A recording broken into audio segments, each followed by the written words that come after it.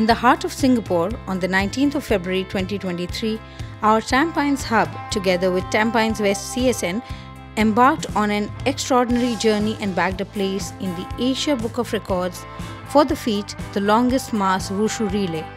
This monumental event saw the convergence of 8 remarkable groups of Chinese martial artists, each bringing their unique style and expertise to the floor.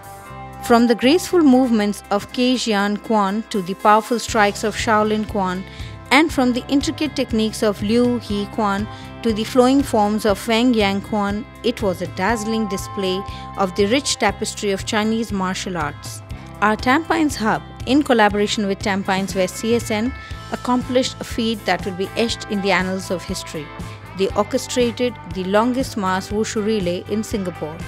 8 hours of non-stop action, 8 groups of dedicated martial artists, and an unwavering commitment to the art of Wushu. Each group took their turn, running an hourly session, passing the torch of tradition to the next. It was a celebration of unity, of discipline, and of the rich cultural heritage that Wushu represents. In the world that constantly seeks new horizons, they stood tall and made their mark. 8 groups, 8 hours, and one unforgettable event.